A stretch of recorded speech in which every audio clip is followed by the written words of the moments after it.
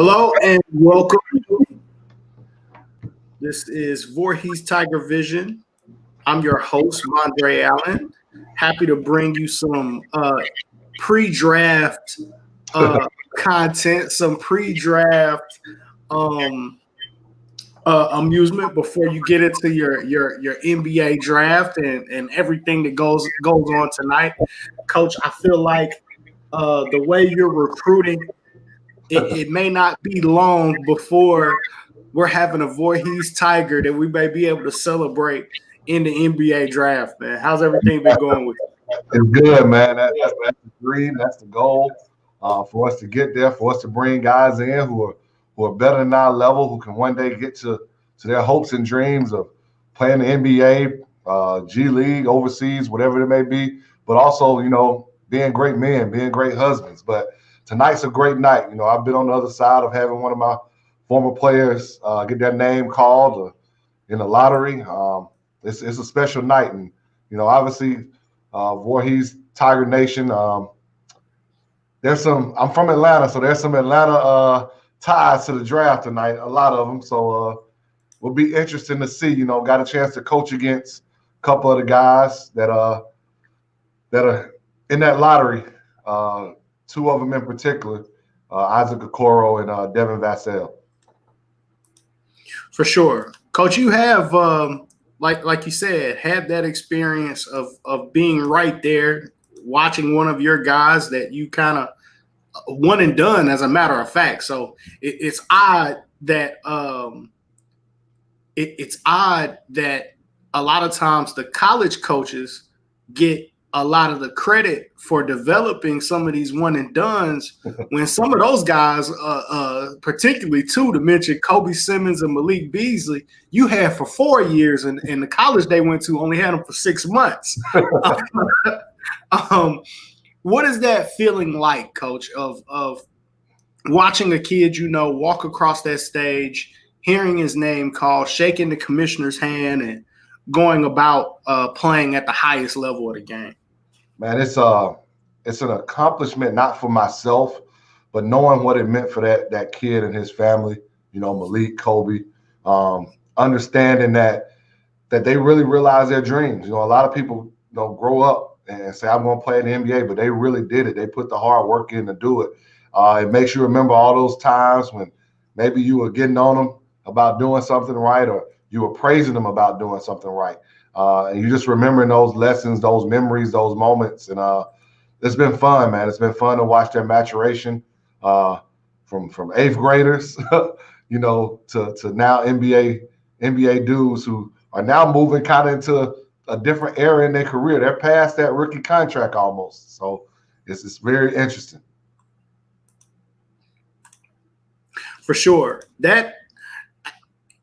Are you nervous at all? I mean, it's a moment that's completely out of your hands when you think about it, but are there nerves there for you? Like, as far as what position, do you talk about that before the draft? What position a guy might go? Do you give guys any advice? Do you tell them what suit to wear, Coach? Like, what happens on draft night? I move all the fashion to them, man, but I just tell them, you don't really have a choice. Whoever's going to pick you is going to pick you. But you got to go in and do your best job. And, every time you take a step up, you got to take a step back almost. And I think a lot of times kids don't understand that. You go from middle school to high school, and not many kids can come from middle school to high school and be the man on their high school team. Well, you're the man on your high school team, and not many high school kids can go from being the man on their high school team to the man on their college team. And the same goes from college to the NBA. So you got to take that step back and understand what your role is going to be on that team. How can you help that team win? A lot of times what hurts some kids when they get to that draft party, to get drafted, is going to a team that, they may have to still be the man. Unfortunately, those top 5 picks are teams that may not have the best records.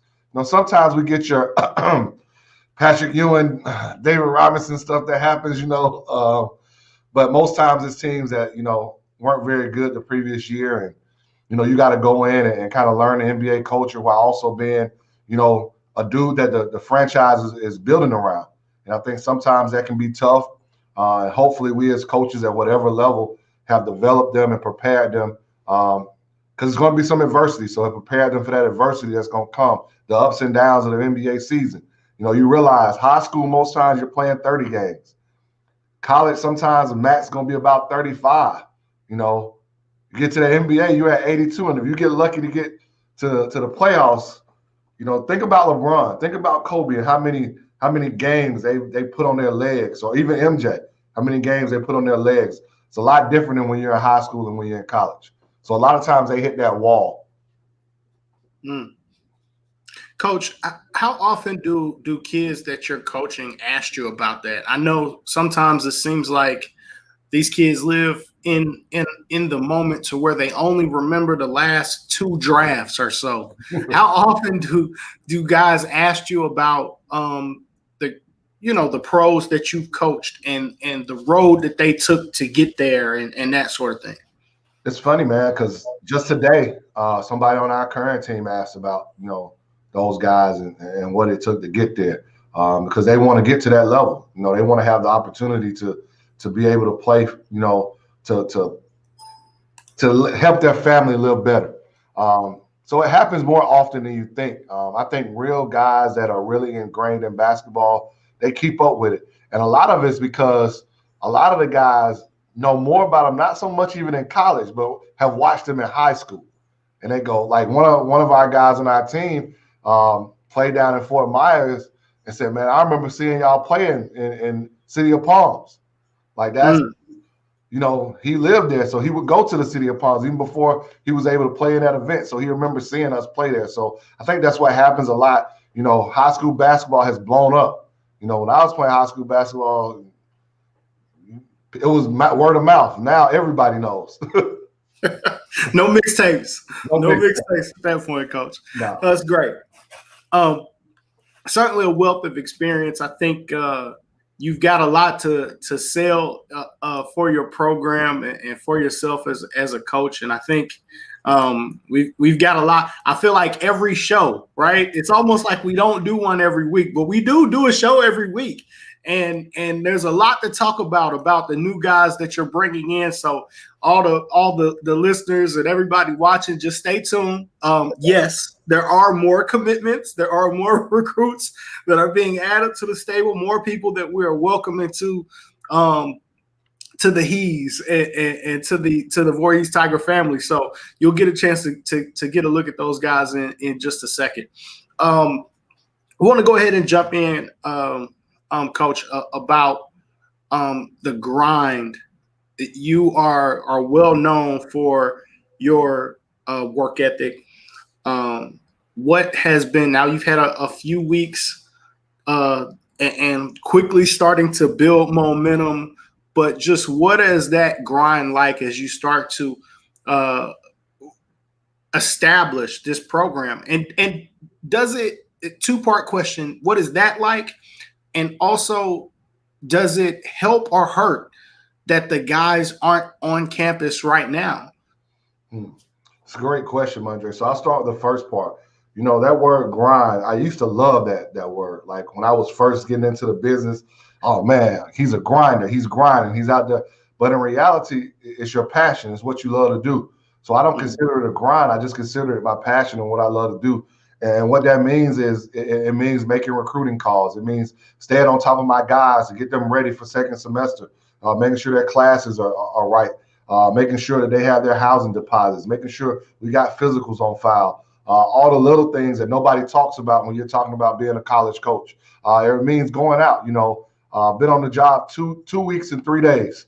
You know, I told somebody that yesterday, and I probably have been out watching games, if that's, what is that, 17 days, probably 14 out of the 17, or watching practices or some games, just getting out to make sure whether it's guys that we had already offered, or whether it was guys or places I needed to see to make sure they knew who we were, who also had players. You know, it's a combination of a lot of things that you have to do when you're sitting in this chair that a lot of people don't realize.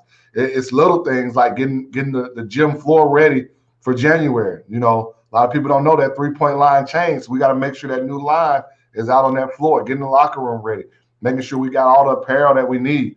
You know, I was blessed to tell our guys, and I can tell everybody else, you know, new shooting shirts and practice uniforms that they get to put on when they step on the campus in January. So they're pretty excited about that.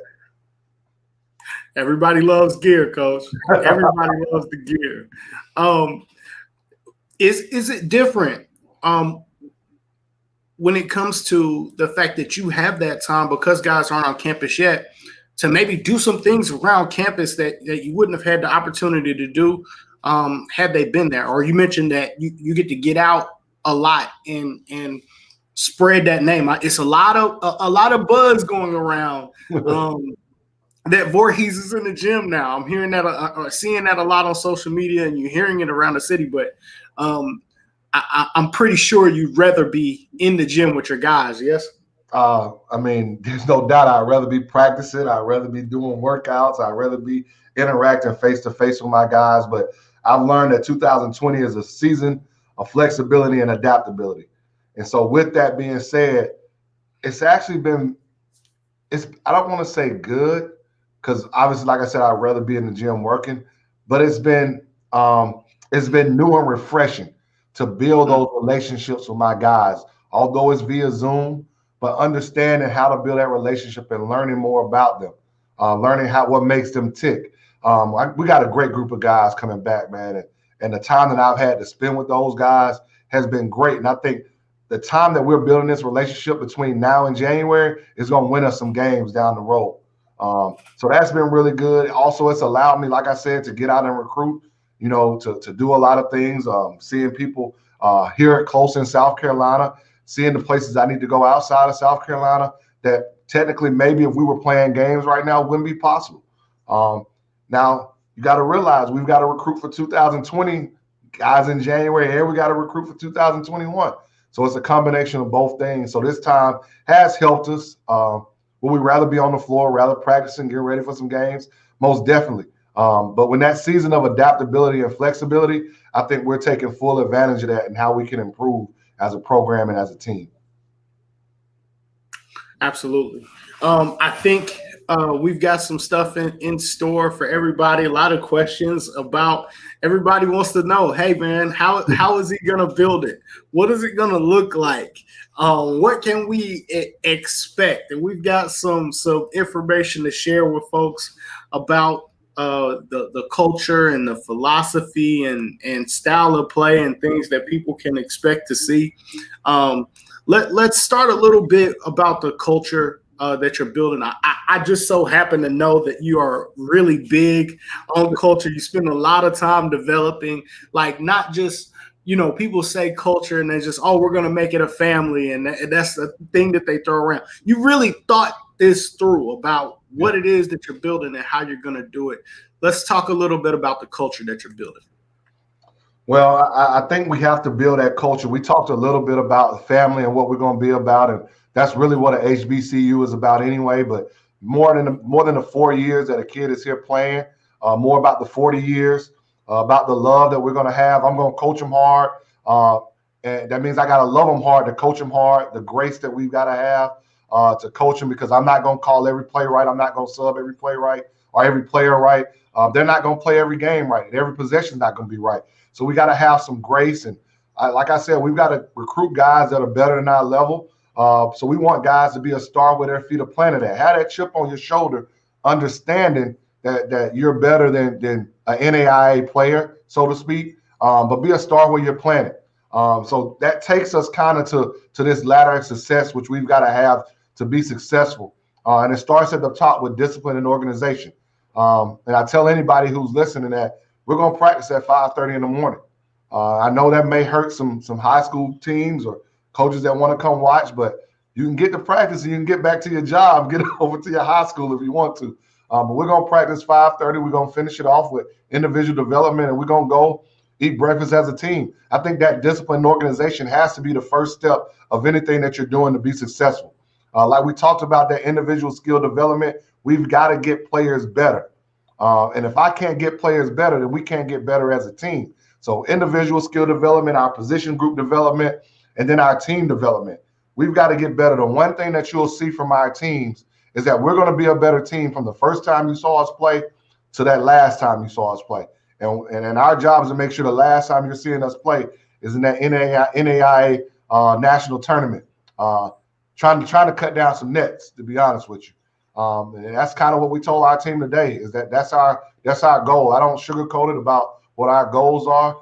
I want people to really go back and look and see when was the last time an HBCU program at any level was able to win a national tournament. And once you can think about that, that's a goal that we have here at Voorhees. And then lastly, positionless basketball. Whether you're 5'8" to 6'8", I want you to be able to dribble, pass, and shoot.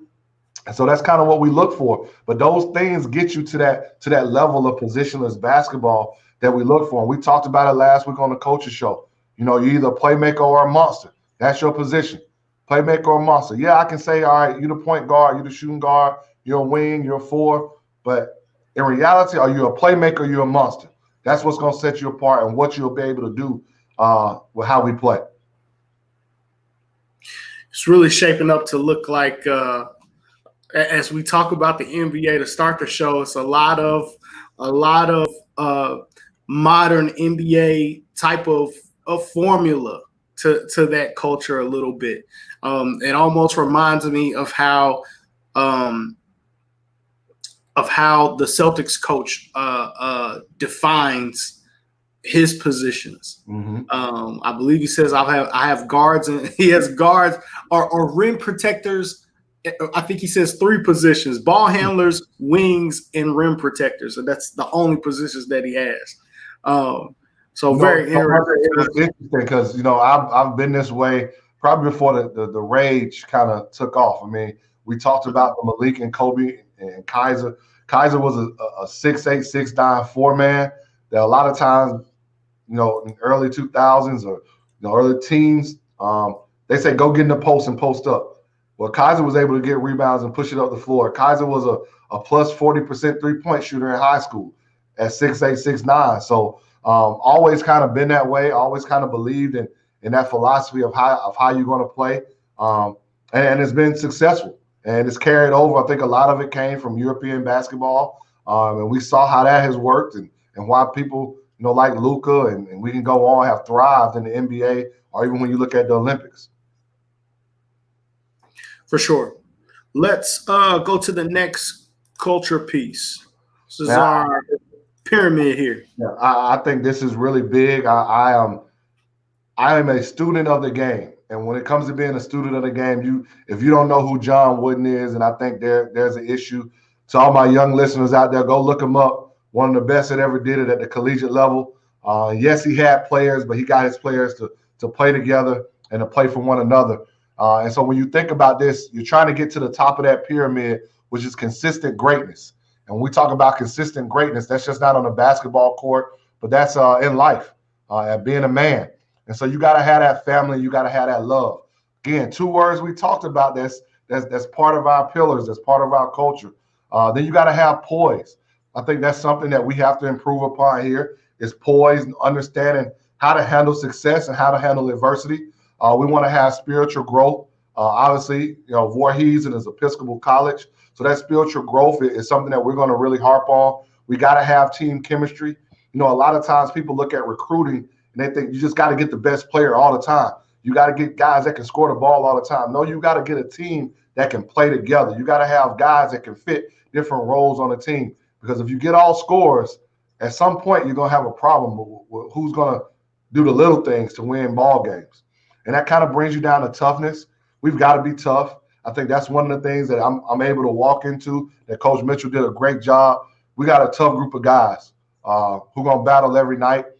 Sportsmanship, that goes a long way. Understanding, winning with class and losing with class when that time comes. Having integrity, that goes with building great men, using the game of basketball and having respect. And then we've got to play for the person next to us. When we start talking about that bottom level is the foundation that we're really trying to build right now. And we can get to the other stuff. And that's why these weeks before they even step on campus or even pick up a basketball is big. We're building as things about not letting your teammates down. Getting on a Zoom call every week at 12 p.m. and getting on, that's not letting your teammates down. Having no drama. I told them today, you're going to have to sacrifice something for us to be great. It may be sacrificing the young women that are on campus or in your life. It may be sacrificing the time you want to play the new PS5. It may be sacrificing, how much you're going to eat because you need to stay in shape. It may be sacrificing, time with your friends or going to parties. But all that is going to equal having no drama. And then we talk about the responsibility and the servant leadership. We're going to get out in this community and they're going to see us. We're going to allow these high school teams to come anytime they want to come watch us play, anytime they want to come watch us practice. But we're going to do other things in this community where they understand that it's bigger than basketball. So this pyramid is really big for me and what we're going to do. And it all starts with communication. And I think the biggest part of us communicating what Tiger Vision, what the Voorhees men's basketball program is about is this show, Mondre, to be honest with you. That communication for us to let our alumni, to let our fan base know what we're about is huge. No doubt, Coach. I think you can already, like I said, you could kind of see those building blocks starting to come into place, especially when it comes to the community and the engagement. The buzz, you can kind of feel it, Coach. Is that something that you can sense? That when you walk in the gym, that there's starting to be a different kind of buzz in the air? Definitely. I mean, just yesterday or maybe it was Monday. I think most of my Hees people know who Willie Jefferson is. He's a name they all know around Voorhees. He comes in the gym and he comes by the office and he just mentions a name and says, "Coach, this guy reached out to me and he said he knew you and told us what a great guy you're going to be for us." And that's not to build myself up, but that's the kind of buzz we're trying to get. That's why I'm out in these gyms around the Denmark area, in South Carolina, so people can know that, number one, we're going to be out. We do want to recruit high school players to make that known. But they need to know what Voorhees is about, who I'm about, what our program is about, what our school is about. There's a great history and tradition here at Voorhees, not just with the men's basketball program, but the school itself. And if you can get behind that and you can get behind the great atmosphere that we have here for basketball games, man, we can make this thing really special. We can build upon what Coach Derek Mitchell did. Without question. I always love to see it, especially from the HBU side, when you start to hear the kids start to kind of talk about it and with a certain amount of reverence. You and I both know how difficult recruiting has been for some HBCUs, but you have been so successful so soon, not only at a HBCU, but at a HBCU that's an NAIA program. And for a lot of people, they may not understand how tough that is. I believe we had on our podcast, we had the coach from Life University. And he said that he would walk into a gym and that when he would ask, "Hey, what's this kid's situation?" that coaches would immediately say, "Nah, you can't have that one." And they're referring to the fact that he coached at a NAIA program. Mm-hmm. It doesn't seem like that you're having that issue, Coach. Is it a relationship thing? Is it a respect thing that people just trust you with their players? What do you feel like is starting to change as you go through the process recruiting for Voorhees? I think it's a combination of things. I think it is a relationship thing. I think it is a respect thing. But I think it's also a confidence that you're going to have to tell me no. I think Coach, the life coach said it. I don't need your 7th or 8th best player.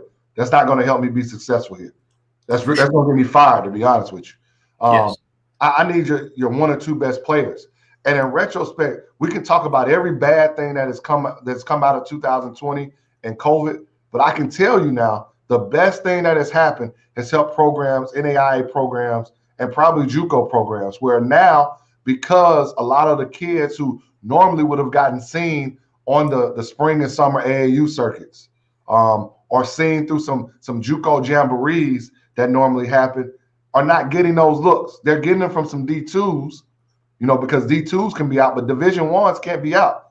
They can't get out until January quote right now, which possibly is probably going to be longer than that.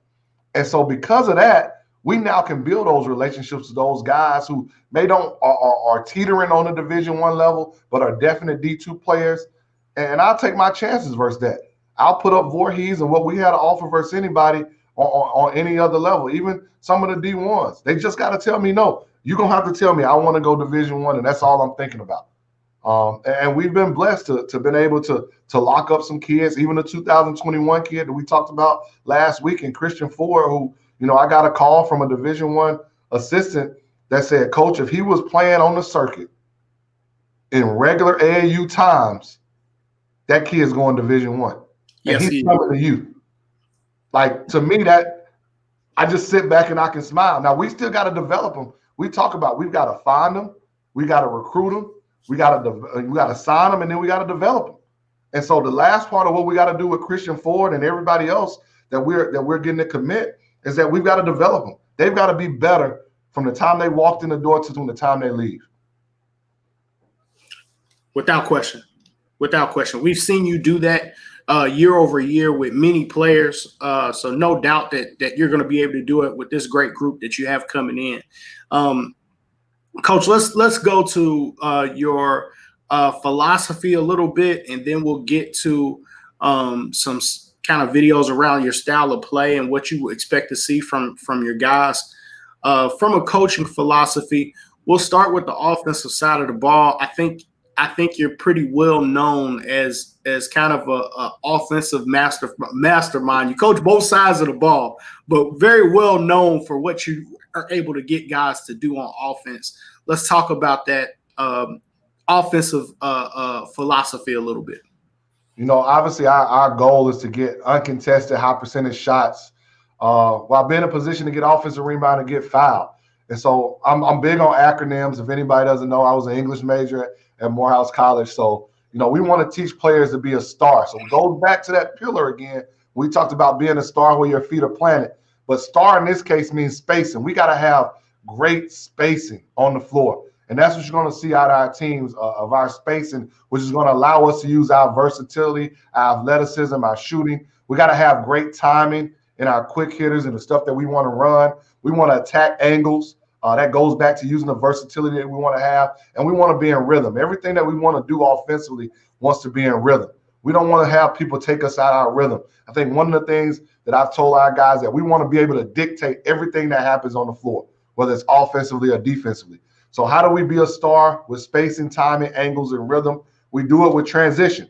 We're going to push that ball, make or miss. We do it with ball reversals. I think a lot of times people talk about pushing the ball and it sticks on one side. The first pass becomes the only shot they take. But if you get ball reversal, even with the shot clock, man, what things can happen, the great things that can happen with ball reversal. And we're going to put pressure on the rim and the three-point line.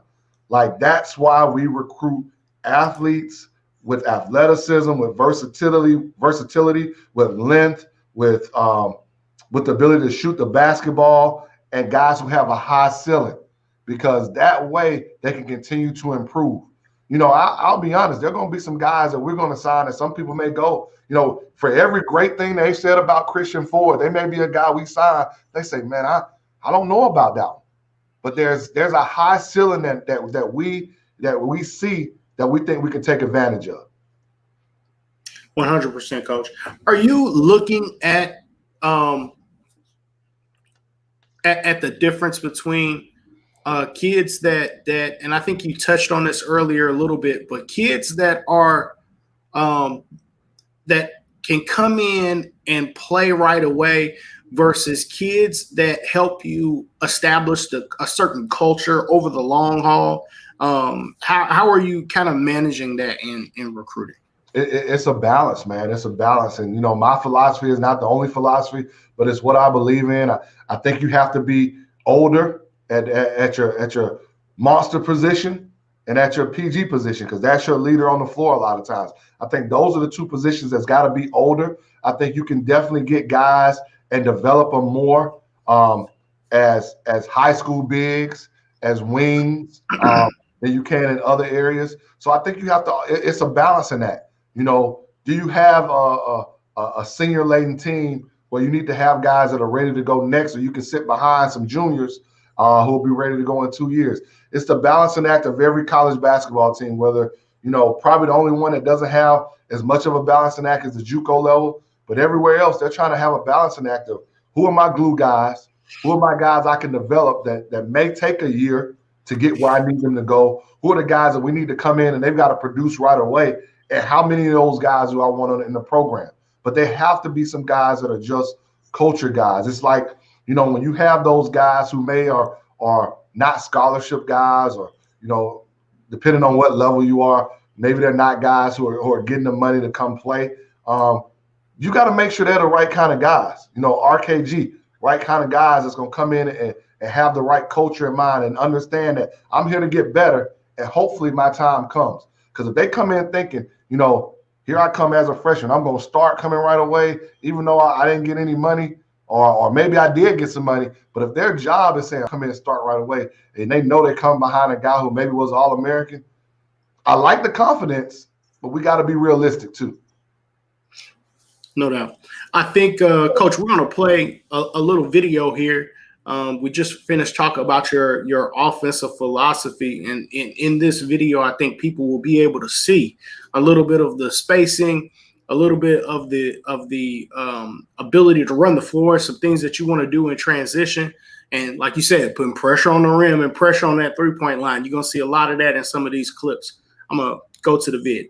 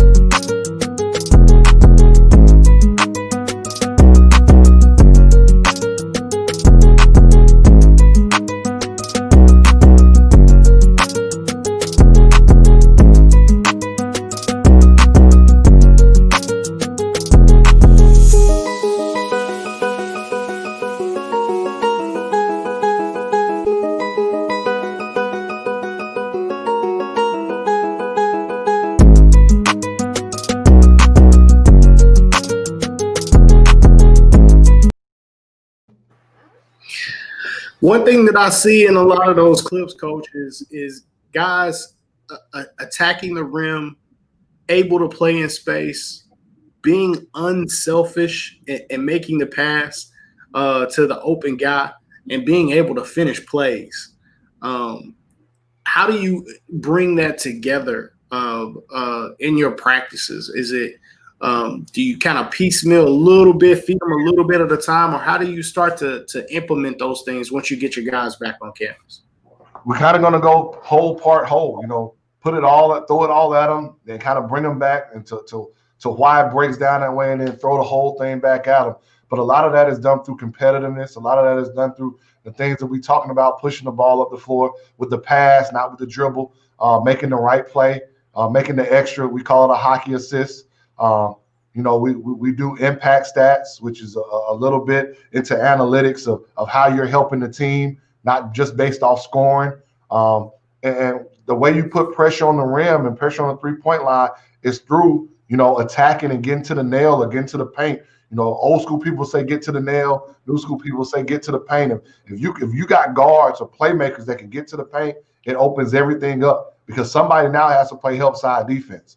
And then the reason we love shooters and love guys who are athletic with length and can shoot the basketball, because now they've got to make a decision on how they're going to guard, the ball screens that we're going to do, the double drags with a lot of our guys. Are they going to go zone? Because going zone versus us can really hurt them once we have dribble penetration and we can make shots. Without question. You can already kind of see how the guys that you are recruiting fit into this picture as far as the style of play. You can already see those guys fitting into that system. The offensive side of the ball is a lot of fun, Coach, and we know that you're amazing at it.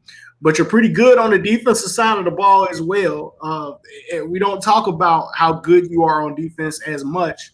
But you are very good on that side of the ball as well. Let's talk about some of the defensive philosophies that you're going to bring to Voorhees. Obviously, offensively, we want to take, uncontested, high percentage shots. Defensively, we want to contest every shot and make it a low percentage shot. And you got to do that without fouling. And then the possession doesn't stop until you get the rebound. So how do we do that? We do it with consistent pressure. And if anybody has watched this Voorhees team under Coach Mitchell, they know the consistent pressure that this team has done. So that's not going to be anything new for this team that I'm taking over. So we're going to control the tempo with the pressing defense, different ways we're going to press. We want to keep it on one side of the floor if possible by denying ball reversals. Can't give away all the secrets, but we're going to do things how we're going to guard ball screens and stuff. But we're going to swarm the drives. We want to keep the ball out of the paint. Again, think about what I just said. If you can get the ball to the paint, then you can create advantages for your team. So we want to make sure that we're able to guard our yard and keep them out the paint. The basketball has changed so much, even from when I played. So you've got to defend the three-point line. We cannot give up catch and shoot threes.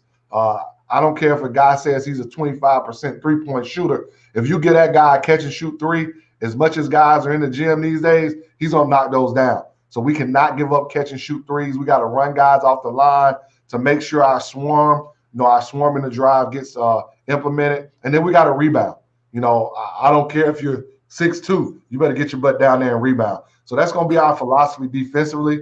And we're just going to get after it, man. I think that's not going to be anything new for anybody who's watched Voorhees basketball. Rebounding is 5. That certainly helps. Hey, man, you can't rebound. You can't stay on the floor. I agree, good doctor. Hey, you saw a lot of guys making the extra pass, making the right play, being able to play in space. Helps when you got somebody that can get you in space, but playing great, making great decisions in space for sure. We've come to the part of the show that everybody loves. We're gonna talk about recruiting, as they say, recruiting. Football gets all the love, but basketball recruiting can be a lot of fun. You've certainly brought some guys again this week that bring a lot to the table. You could definitely see how they fit into your system and how they're going to help make the program even better than what it is today. You want to tell us a little bit about some of these guys, and we'll show some of the highlights from these guys as well. You want me to just pick one? Or yeah, we'll start. Yeah, we'll play pick 'em. You can start wherever you want. So we'll start with Malik Wood, 5'10" point guard. He's coming to us from D2, Minnesota Moorhead. Older guard that I think can really help us, can really do a lot of the things that we saw on that playing style tape. That's going to really impact us. He's going to be a leader for us, being an older guy, really going to be able to lead this team to the places that we really want to go. I'm really excited to have him. I've actually watched this kid since high school, so now getting the opportunity to coach him, I'm really excited about it. So let the people see what we're getting out of Malik Wood. Here we go.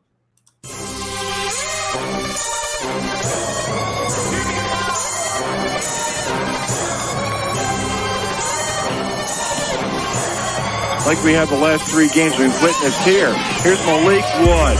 What a move. He went 10-1.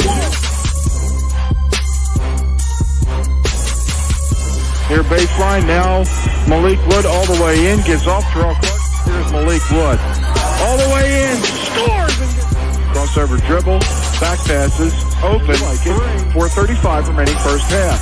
Malik firing. 15-foot off down the center to lose. Wood. In the lane, he's going to elevate and score. 3. Here goes Malik Wood. Past Junior Coleman. Hitting Philly. He's going to try a 3. Lane out of the position to shoot. He had a face full of Jordan Reed. It just made his 14th three-pointer of the season as Malik Wood scores and gets right baseline 7 feet away. Now Malik Wood's going to fire a 3. Count it.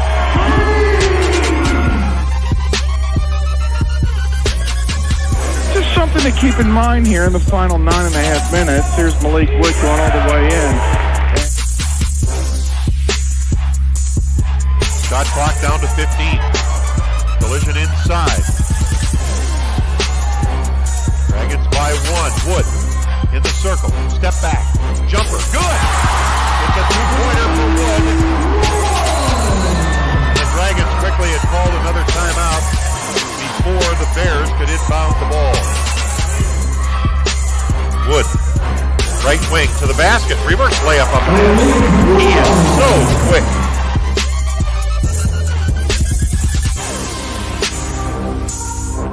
Fifteen. 31-22. Wood open. 12-footer left side.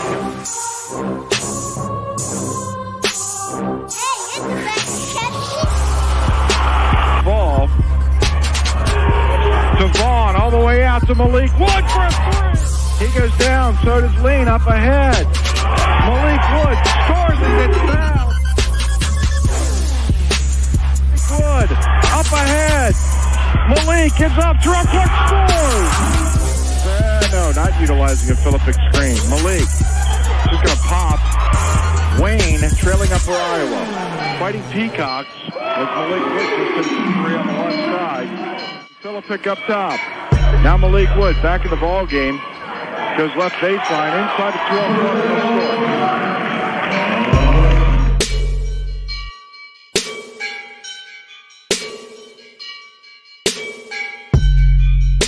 12. Job. 13 on the play clock. Malik puts on his hard hat. Trying to shake Scott Stone. Does and scores.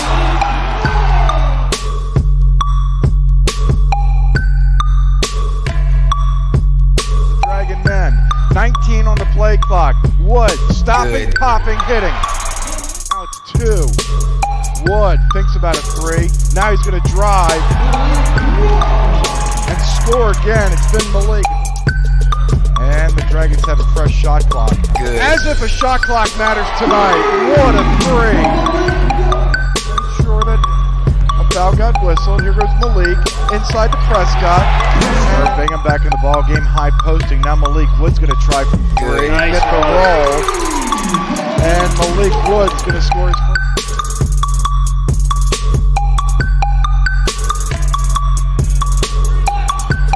Now here goes Malik Wood. He'll go all the way in. And finish with a double pump.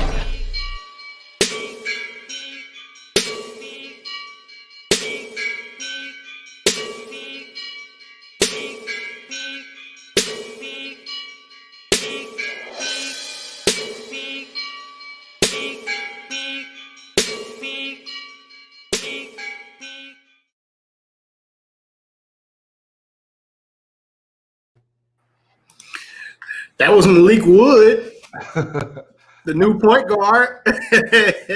and Dave, you are correct. Huff has been grinding, as they say. I think people can see why he's going to fit and what we want to do. His ability and his ability to read screens, his ability to make shots, to make others better.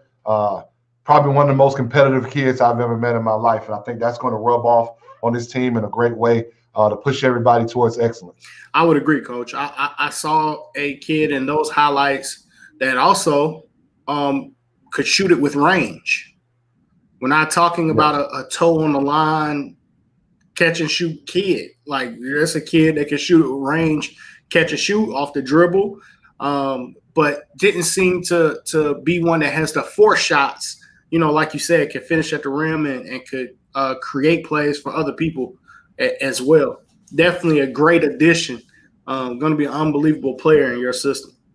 Lightning quick, can defend as well, strong. So really excited about what he's going to bring to us here in Denmark, South Carolina. Always good to have a experienced player, like you said, coming in to be able to play that point guard position. But you weren't done, Coach. You could have stopped there, and it would have been a great week. But you weren't done, Coach. You went out and got one more for this week, Coach. You want to talk about Ezekiel as well? Yeah, Ezekiel Williamson-Bay out of Orlando, Florida. He's coming to us. You know, COVID has done some crazy things, and some programs haven't been around. They haven't made it. They said they weren't playing. And so we've got blessed. We got blessed, and he's coming to Voorhees, and he'll be a freshman, and really excited about what he brings. When you see this film, you're going to see, and please understand when I say this word, you're going to see a dog. You're going to see a dog defensively. You're going to see a dog who's ready to get after it. And the way we play with the guys that we already have, which we'll talk about in our next show, like Tywan Bowie and Terrell Wyndham and guys that we got coming in on Amarion Bird and Zach White at the guard position to go along with Malik and Ezekiel and Joel. Man, I'm excited. And when you see this highlight, you're going to see why I'm excited. It's going to be a great group. Let's take a look at Ezekiel Williamson-Bay.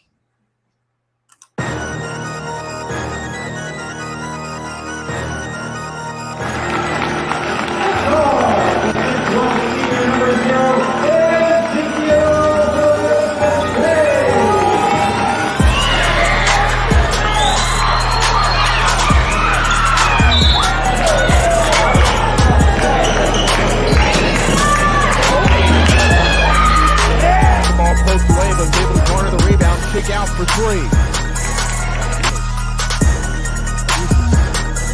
Can't keep control of the ball. Simpkins lost it.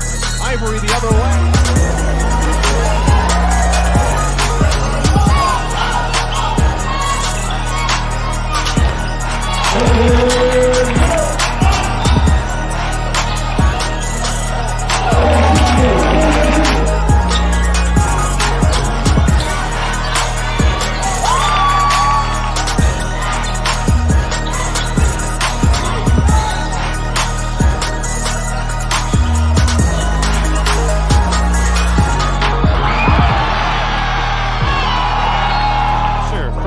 And the steal. Can he get to the rim? He will. Ezekiel Williams-Bay. Auburndale getting set up with his zone. Team Memphis draws his first foul. Ezekiel.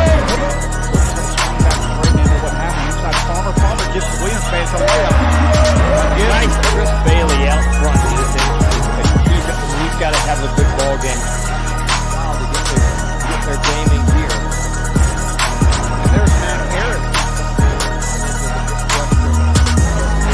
There we are. Brandon Farmer, too.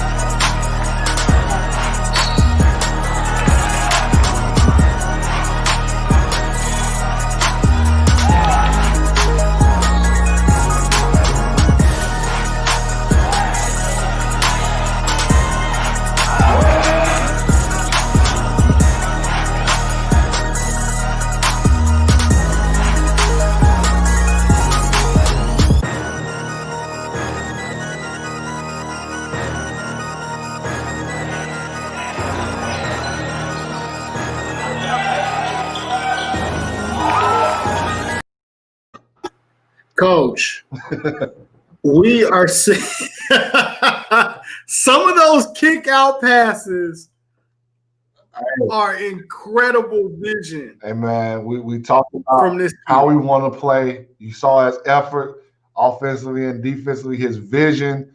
Even though he's 6'1", his length and athleticism that he's able to help us with. You already see he knows how to get up and get in you.